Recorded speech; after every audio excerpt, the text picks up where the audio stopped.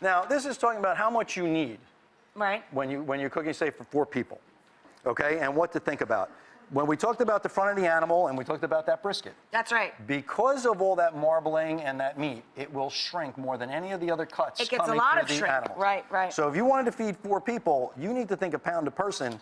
You're going to need 1 a pound per person is 4-pound what we brisket. always do. Yep. You're going to need that 4 pounds to feed that many people. Okay.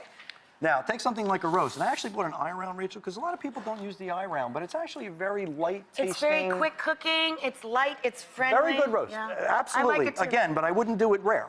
Right. It needs to be pink or a little more done. Or more done. Okay? For 4 people, you need at least a 2-pound roast.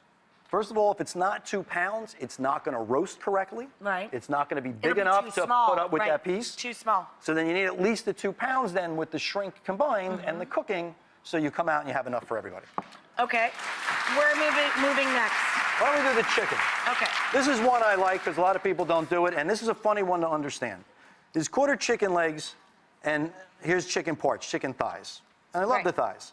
A lot of people don't buy the legs. People feel this, I don't want to pay for the bone, I don't want that. Well, here's the simple fact of the matter.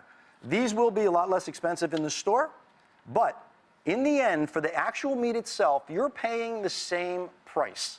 That's okay? right. Yeah. But you see the difference of the size. The whole leg is the drum and the thigh together. With the backbone still on, not only is it bigger, will cook better, hold more flavor. And more juice. Shrink yeah. less.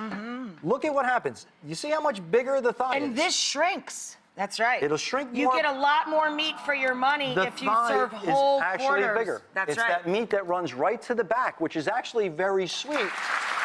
So you only need 1 per person instead of like needing 2 And it thighs. looks so much prettier on the plate because you have to buy 2 pieces of that per portion versus 1 of this, and you get way more yield out of this. I agree. And you get to spend more time at the table. That's right. That's right. Okay, moving along. Larger pieces with the bone, like hams. This is the pork shoulder. Pork shoulder, my Okay? favorite. Yep. Again, people do not realize how much bone is in these pieces. You have to consider 2 pounds extra for the amount of people you're talking about, added to what you're doing with, half a pound per person, an extra 2 pounds to accommodate for the bone. A piece like this is the pork shoulder. So the bone runs through it and to the side. The hams, same thing. You have a bone running in and across the back. Right. A rib roast. You have those rib bones. You take them Exactly. off. That's a lot of the weight that you pay for to start, but doesn't incorporate into feeding your guests. So you figure 2 pounds extra just for the bones. So half a pound on per top. person And plus 2 2 pounds extra of for the the total bone, number of and you'll portions. have enough for everybody. Cool.